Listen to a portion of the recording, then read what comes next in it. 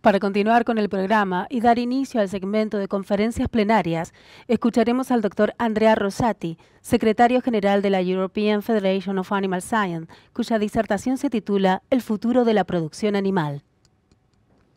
Hello, everyone. I wish to thank, first of all, EAAP, the Animal Science Organization of Argentina, for giving me the honor to participate to this very interesting animal science meeting of Argentina. I was able to participate to other meetings like this in the past in this beautiful country, and I enjoyed, and I know the scientific quality is always very high. So I'm very honored also for this reason.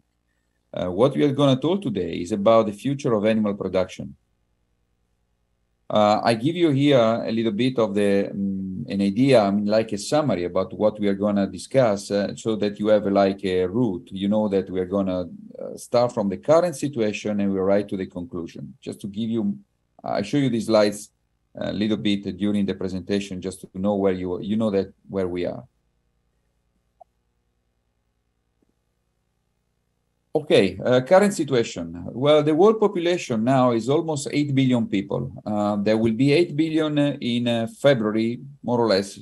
Expectation to be 8 billion people in February 2023. The other usual figure that everyone knows more or less, that 40% of the total agriculture budget come from livestock production. Come also from FAO, other important figures. The number of agricultural farms are more than 500 million, 570 million, for a total estimated people working in agriculture for 874 million people. So in Finnish, 1 out of 4 working person works in agriculture, which is a large amount, probably one of the largest industries, not the largest industry in the world. I guess many of you know who was Thomas Malthus. He was a British economist and philosopher. He predicted more than 200 years ago that in a few decades, the human beings will starve because the human population will grow much faster than the possibilities of the food. So then at the end, the people will starve for lack of food. But actually, Malthus wasn't right, at least to now. We see now that the calories per person grow in the last 60 years, going on average for the world from a little bit more than 2,000 calories, 2,200 calories per person to right to 2,700 more per person on average in the world. Practically all continents grow, with a small exemption. With some continents grow more, Asia, for instance, and some grow less, like Africa. So, but the number of calories per person available is growing very much. It's still growing. It grew very much in the last centuries. But still, this is kind like of a heterogeneous situation. Worldwide, there are still countries where there is a chronic hunger. And yeah, well, of course, besides Somaliland, Yemen, Iraq, where there is problem of war or social issues, there are some countries, especially in the Central Africa, where this is really chronic problem. Other consideration to do about this food production is not all the food that is produced is going to be used. 1/3, again, following FAO, is lost or wasted. For our disciplines, our production activities, meat and dairy, the loss and wasted is less than other departments, around 20%. But what is interesting is the table on the top left is about where is lost or wasted, differentiated by developing and developed countries. You can see that developing countries lose food, especially on the production and handling and storage level.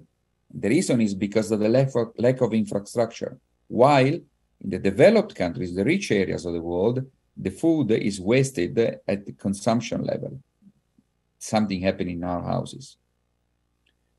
So that's the current situation. But how we arrive here, how we arrive to have so much large number of calories and so much that Malthus was neglected, the Malthus ideas was neglected. Well, we know, again, referencing to Malthus, that the food production is always linked to human necessity. So the human necessity grow and the food production grow. How was this possible? In the beginning, until 100 years ago, more areas were utilized, marginal areas became arable. Then the growth was due mainly to the technologies, application of technologies on food production.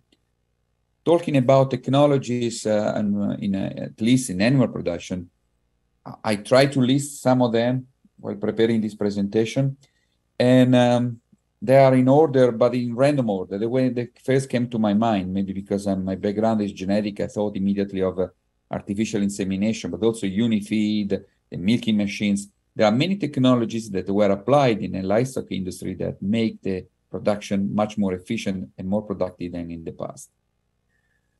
The other things about technologies not only need to exist, but also to be applied. But this application is possible only for some reason, some possibilities. Depends on the investments, on the culture, the infrastructure available, also the technical expertise. So there are other levels of importance to apply the technologies that were discovered. So this is to know what is the current situation. We produce more food, how we right to produce more food. But who is responsible of food production, livestock products? Well, there are 6 main actors. The first one, I could say farmers, but then, every one of these 6 actors say, well, without us, no livestock products exist, no animal products exist.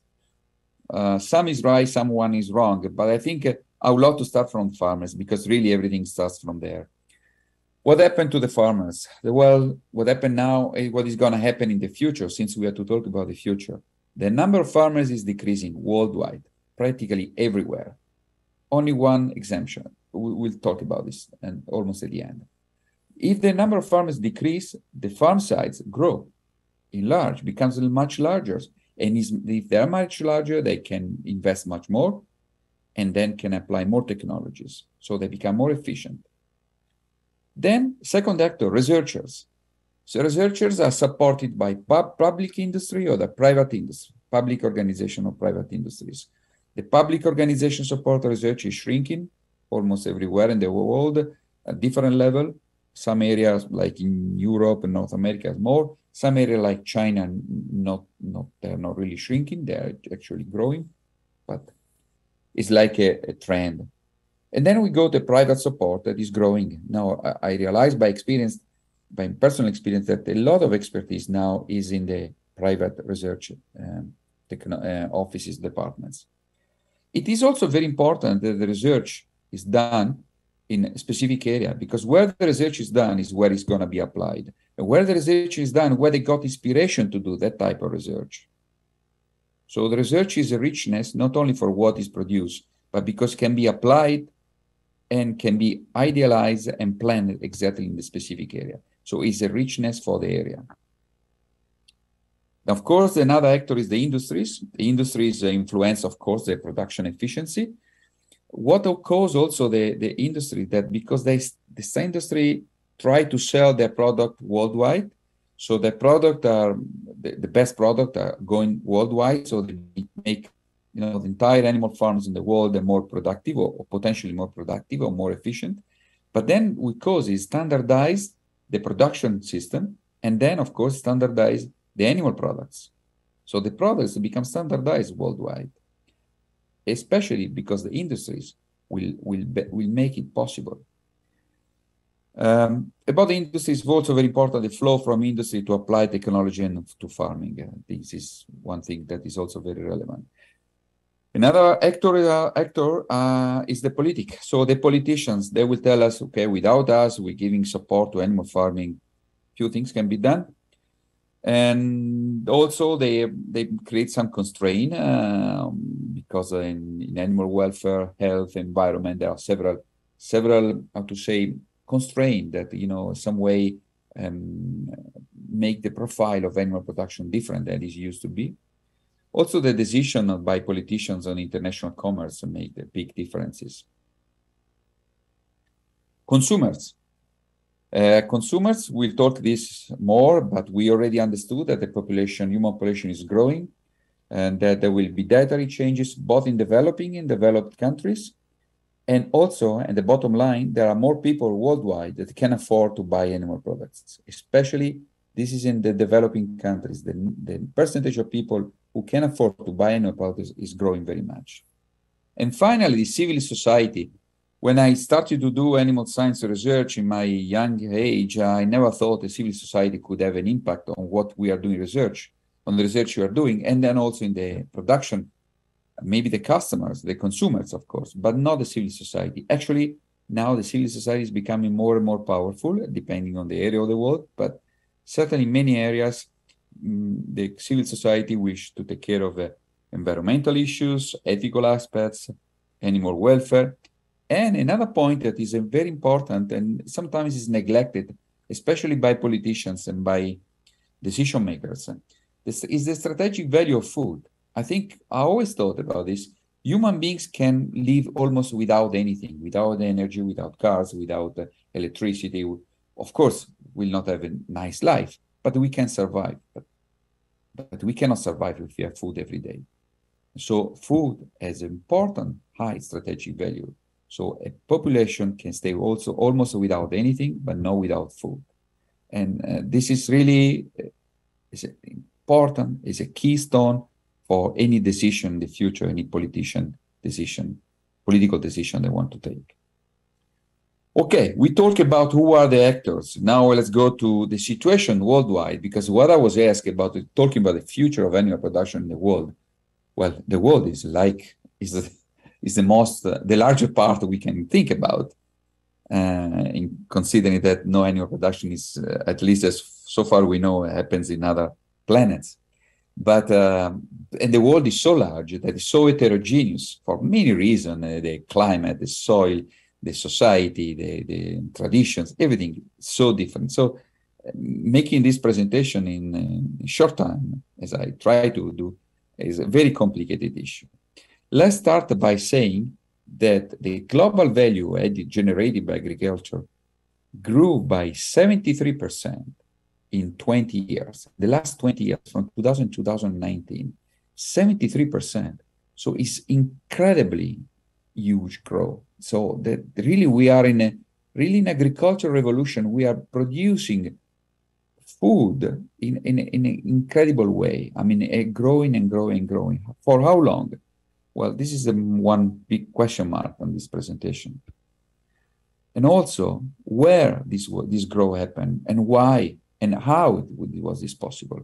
So let's start to separate between developed and developing countries, just to make a first differentiation. But of course, it's not black and white. There is a lot of gray areas, but I need to do some, I need to categorize a little bit, and please forgive me for this. Developed countries has the possibility to be, they are very close to the technology development, where the technology development happens. The application chain is very short. There is more ability to invest in the development. There is close to the rich markets, and in this place, besides having the good technology, they also have a good cultural background. But there are two cons, let's say, weaknesses: the higher labor cost in the developed countries, and more recently, ethical and environmental concerns that may impede a little bit the full development of animal production. Developing countries, whatever is developed countries is a reverse here, so that the technology application is low, the poor cultural background, distance from rich markets. But at the same time, where weakness is there, here is not an issue, or can be a positive things like for the economy, for the animal production, of course, is a low labor cost. And of course, it's positive for the production, not for the workers. Don't misunderstand me.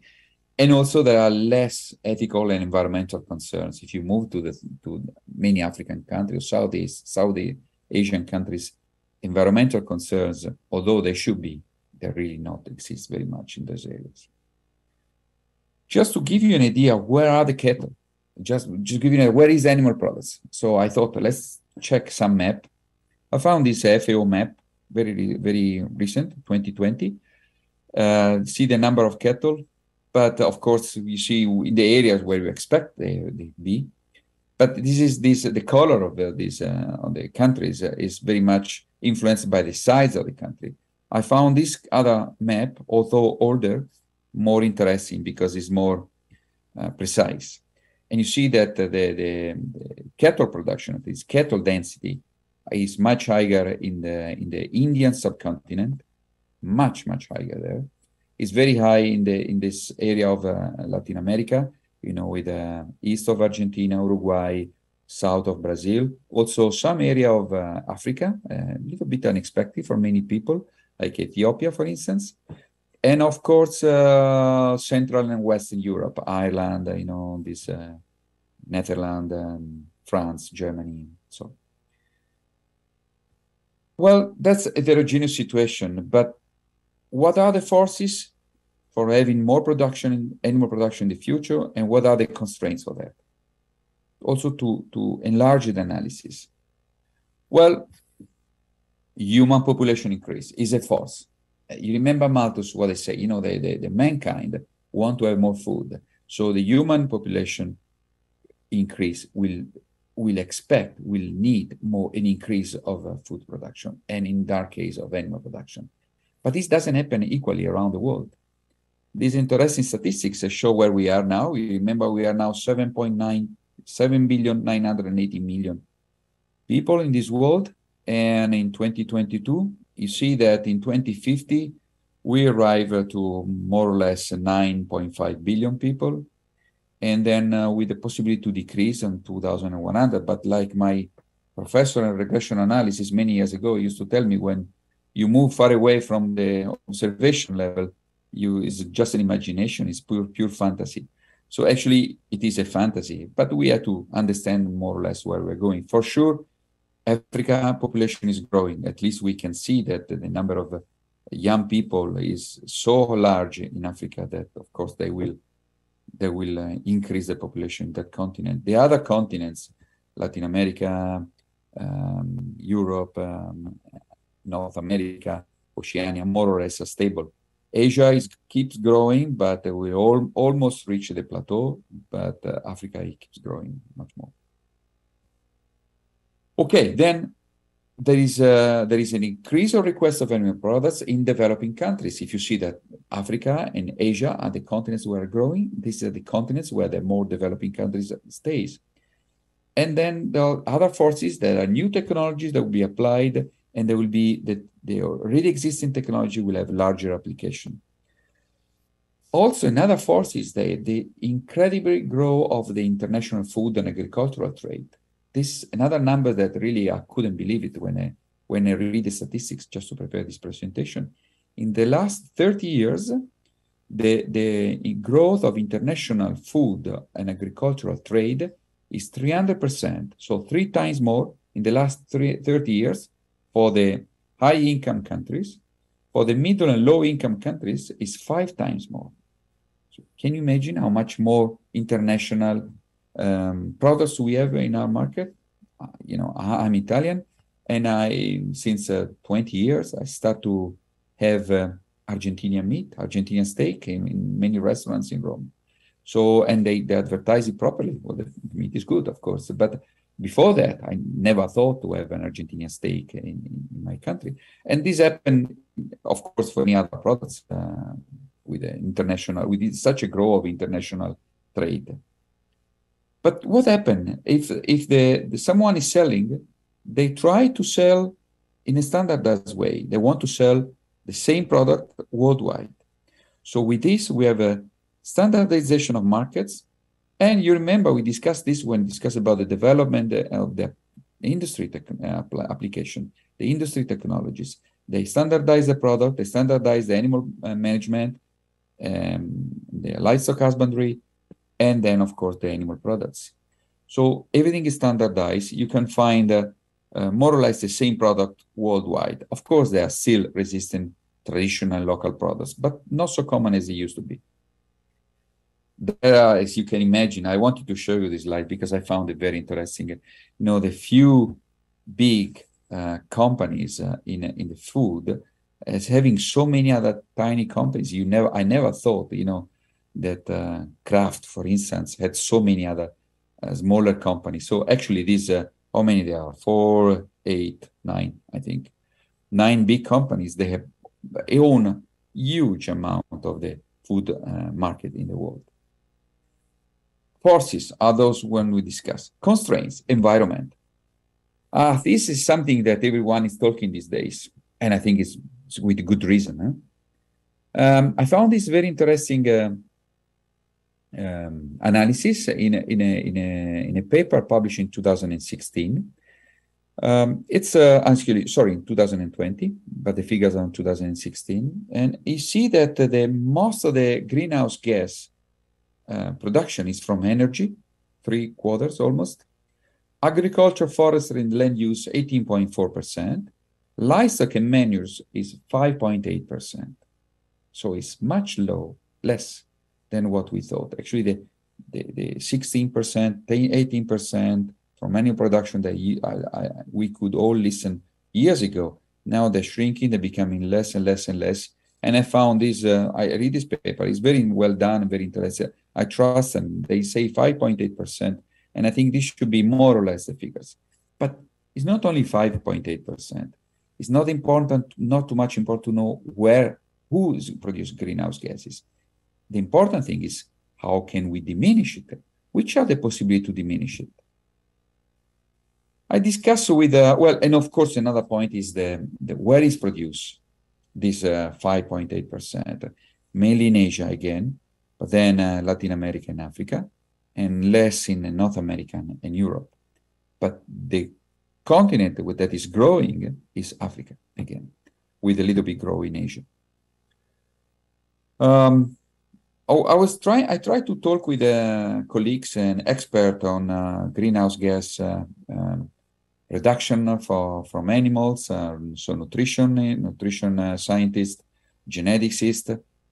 I never understood from any one of them, that the maximum we can reach, they forecast in the future, is about 25%. Someone say 20, someone say 25, someone say 30. But they can make, more or less an average. 25% is what we can achieve with the current technologies or with the predicted technology. And this can be applied everywhere in the world? Certainly no. You cannot apply this technology in the hundreds of millions of cattle in India or in Africa or many other parts of the world.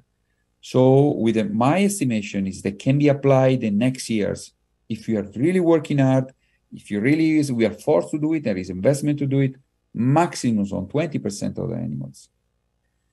So now we have 5.8% of total greenhouse gas produced by livestock production.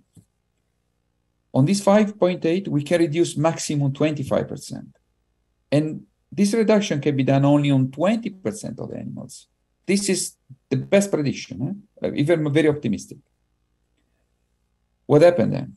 At the end, total possible reduction working in animal industry, livestock industry, is 0.29% of greenhouse gas. Now, are we really want to do such a big trouble? Or do the people think outside of our field that reducing greenhouse gas produced by cows or by beef cattle will save the world? Will certainly not save the world. 0.29% reduction is nothing. It's nothing, just negligible. So I think the people got the wrong guilty guys. And but this is normal. We know that energy industry try to point the finger somewhere else. But anyway, this is just to tell you that I don't think that is really feasible to save the world by reducing the problem, the greenhouse gas emission by animals. We should do our job. We should do it because we also part, even 0.29 is a part of the entire story, but it's not, we are not the main guilty ones, the one really had to do everything to reduce greenhouse gas or silly solutions that we can read maybe in popular articles, not in scientific articles. This is about environment. There are also other constraints about the social, traditional aspects, at least in Europe here. Sometimes people say, well, we want to keep the tradition to have this kind of products. And even it's not so productive, we want, because they are this specific food, then there's a good market and we don't want to change it. There are social issues. Also, other point is the lack of feed for animal consumption. In some area in the world, food and feed are already in competition. The corn produced in India is in competition for human consumption or animal consumption. And at a certain level, that people have to start to think that this could be a constraint about developing animal production. And then there are social aspects. Well, animal welfare is one of the issue. We are working on this. There is a lot of publication on this. We are happy to do this because we also ethically want to treat animals much better. But of course, this is a constraint for more animal production. Someone don't think so. I think at least move the investment to animal welfare, investment that could be done to improve the efficiency. If they don't decrease the efficiency directly, might do it indirectly, but not with this. I don't want to say that we don't have to do it. And then we also have crazy people everywhere in the world. The social issues against animals, about slaughtering animals, cruelty on animals, something like this. And this cause in some part of the world, still at a limited scale, vegan and vegetarians. Well, at a limited scale, much less than what the press and the TV want to tell us. Is mainly in some areas in the rich and developed countries. And last but not least, the image of animals in human society. They really change the approach of human beings toward animals. I think this is one issue, and I'm expecting people laughing out of this image, but it is true. I think it is true that people are not close anymore to agriculture, and the majority of the people are not close to agriculture and not to animals. In Argentina, if I'm not wrong, I would say this: 7% of the people work in agriculture, and I'm sure years ago were much more. So there are more people far away from the animal production, and the only animals they know are those who are humanized by cartoons. And then when they see the way we treat dairy cows, and we take away the cows immediately after the calving, and they think that this is impossible to do. It is cruelty. Well, of course, it might be maybe the most natural way, but that's the way we can produce milk. But this is creating a lot of issue because then the people are pushing towards a different kind of animal production system, and the other ones, the more efficient, are neglected. Okay, global future. There is not a unique answer. We say this already, that there is not a unique answer on a global future. The world is very different, and the production systems are different, the species are different, the products are different. So it's very complicated to put everything in one or few slides. Again, human population is growing. We also know that the modification of diets in developing countries generate more necessity of animal products. Just to give you some figures that I have in mind, in the last 60 years in China, from 1960 to 2020, the protein consumption, animal protein consumption in China grew 9 times, not double. Multiply times 9 what they consumed in 1960. And China has 1.3 billion people. This is more or less what the figures they say. So can you imagine how much more proteins were necessary in the last 60 years to give enough proteins to all those people? And how much more, not only to China, but all the Southeast Asia, and in the next decades also to Africa. So the modification of diets is causing more request of animal products than really the growth in population. Animal production, of course, will have a larger role to satisfy increased requests of food.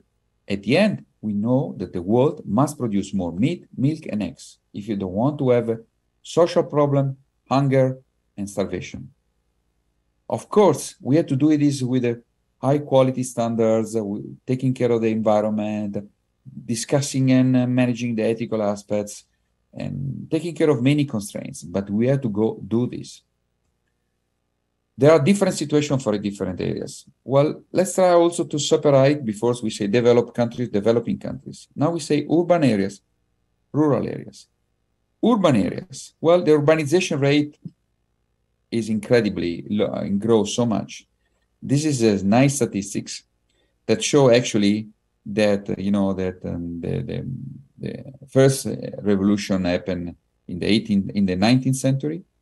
And then again, last century, it grows so much.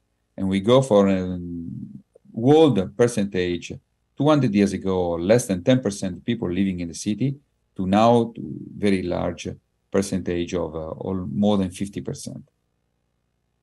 I think in 2008, if I'm not wrong, the number of people living in the city overpassed the number of people living in the rural areas.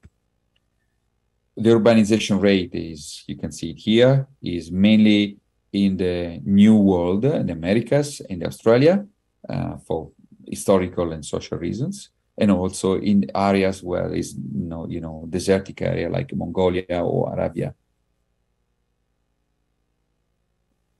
And well, there are available marginal areas in developing countries, but can they solve the problems? If we start to use the marginal areas in developing countries, can we feed the world with the larger expectation that we have? Really not. This interesting graph will show us. You see that the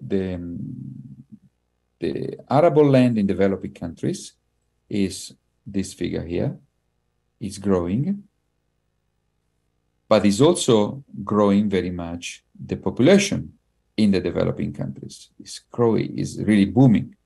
So at the end, the per capita arable land in developing countries is decreasing.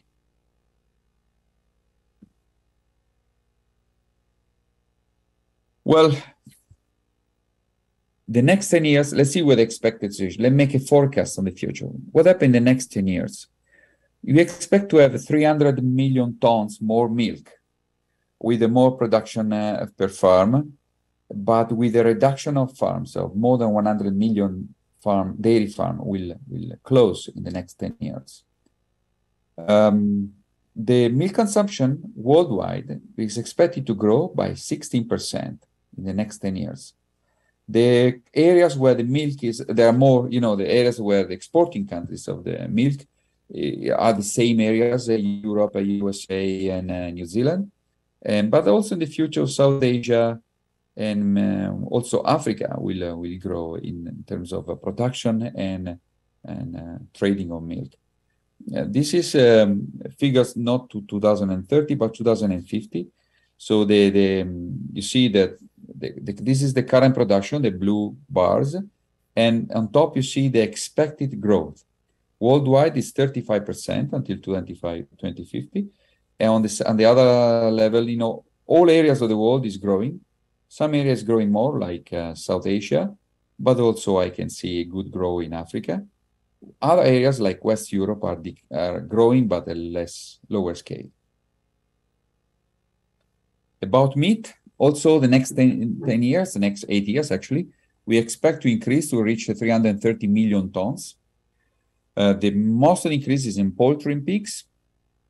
And this is another interesting graph, and show you what is the global meat production from 1961 to 2020. You see on 1961 that Europe is the largest producer, and North America, and then Asia and South America. But what is more incredible, that at that time there are 70 million tons produced per year, and now we arrive to 350, 330, something like this. And also change very much the where is produced.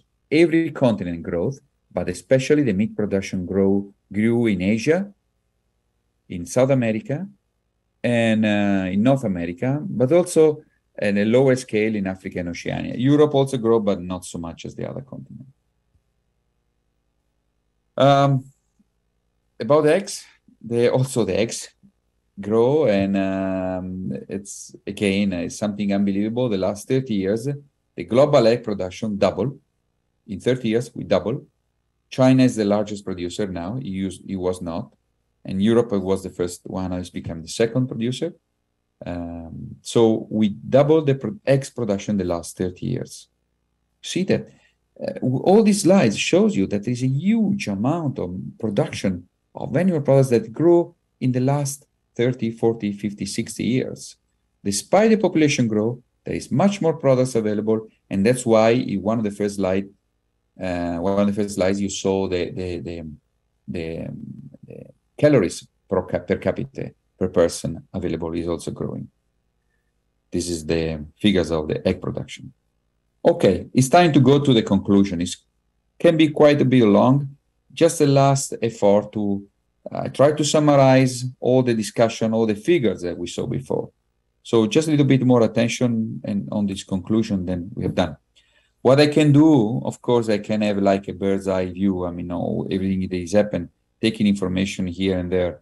Of course, the analysis, as I say already several times, cannot be done on the world level. It can be done on specific areas, specific production type. In sub-Saharan Africa, of course, they remain imports of livestock feed. The efficiency is very low. There's not much investment. Some other areas like the Americas and Australia, and there is land and capital available, I mean, possibility to invest. So then the size of the company is also so large that the mechanization will increase. In Latin America, just because I'm talking to, I want to put this as the first area to discuss, just because I'm talking to this, your network, there is, in general, a different access to land and natural resources. There are a lot of large estates. On average, the continent, 1% of the companies own almost 50% of the land, with differences among countries. With the top on Colombia, where more than 80% of the land is owned by 1% of the farms, and the lower level Uruguay with 18.69% of the land owned by 1% of the farms.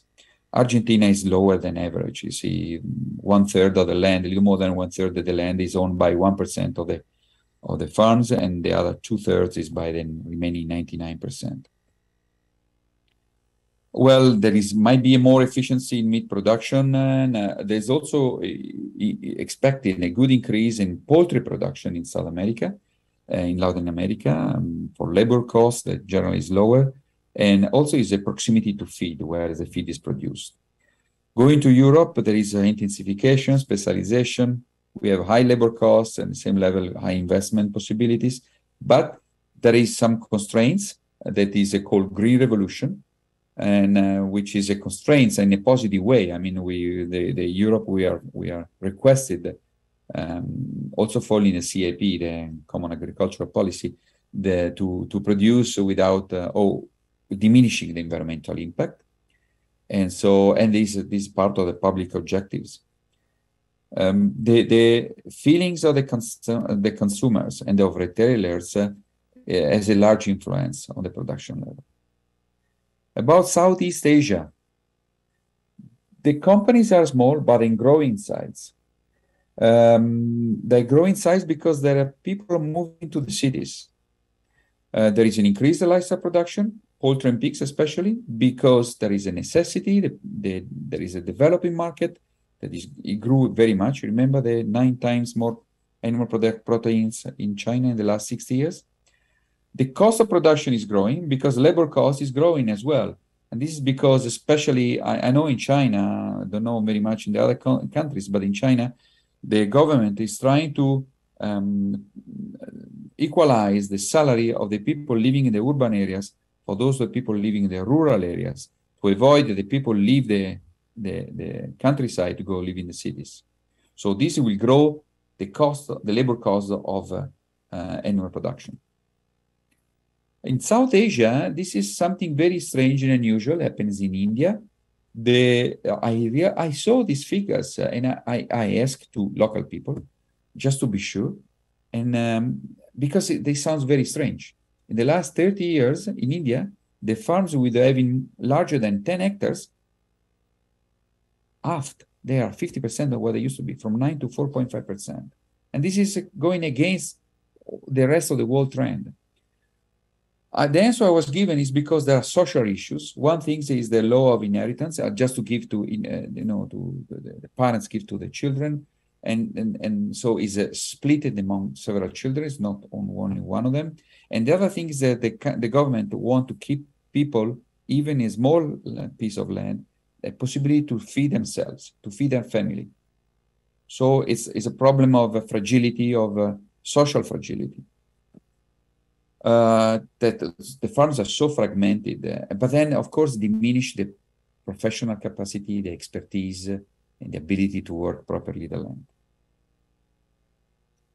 It's a common situation. In such fragmented small farms, the possibility of applying new technology is very low. They are difficult to resist to climate change and economic trends. Climate change. The agriculture in the Indian subcontinent relies on the monsoon, the wind, the humid wind, and the dry wind that are in a cycle during the year.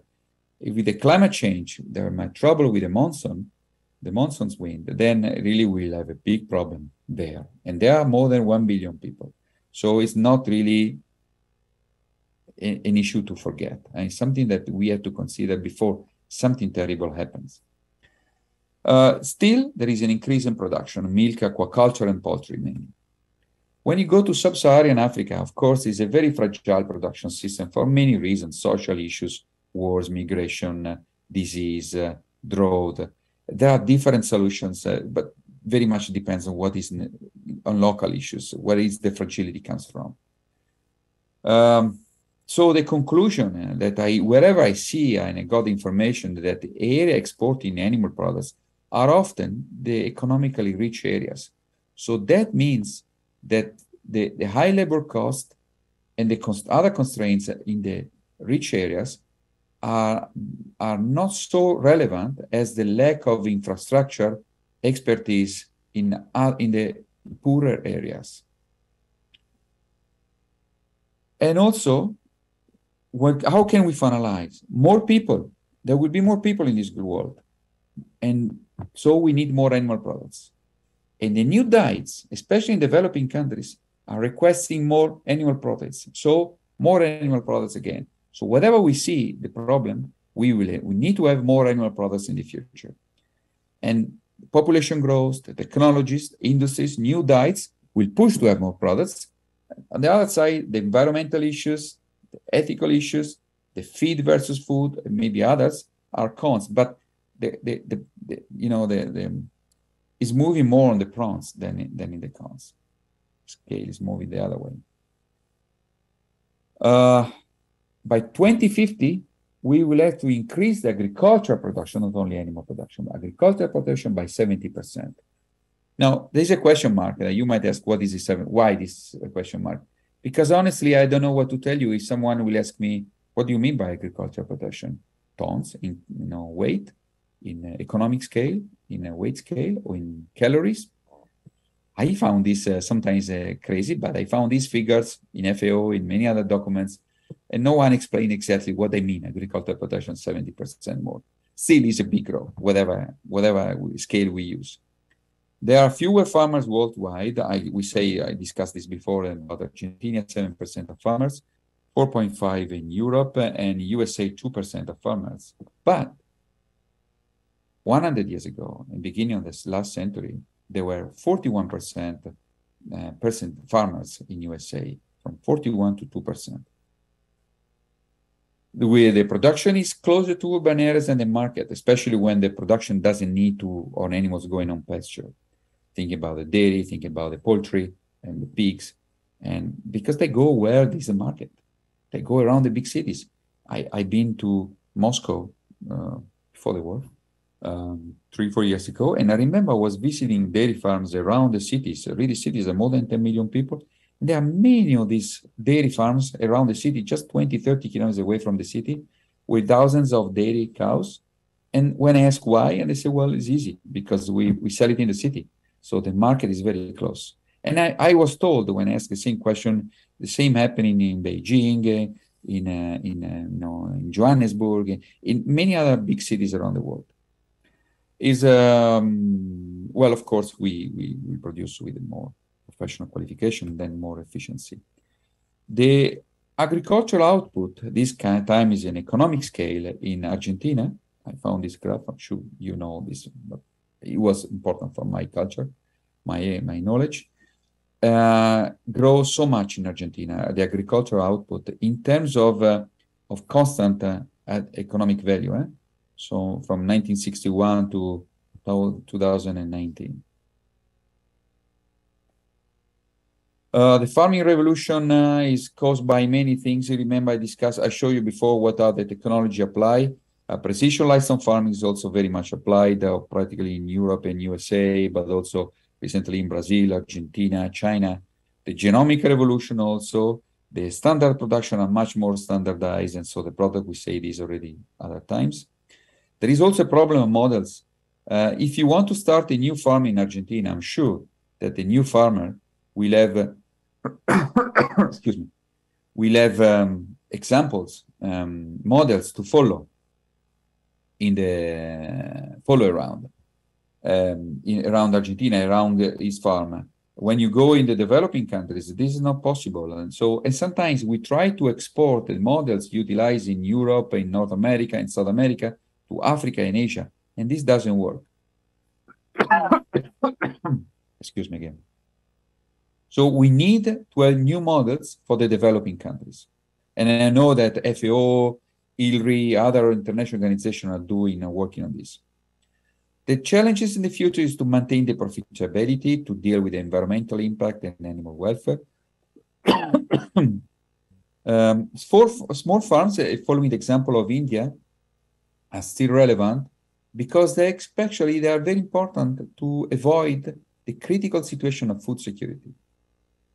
Urbanization also generates greater demands for products of zootechnical origin. Environmental and health also is a big issue. Climate change, animal health, due to globalization and transport, we saw what happened with COVID, having animal origin, but different kind of animal. But anyway, health also for veterinarian issues, but also for human issues, like the One Health project is saying.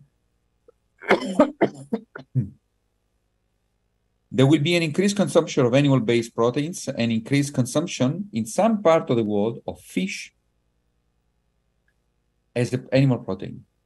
And these proteins are also noble, as we can call noble protein like that, like the animal, like the terrestrial animal.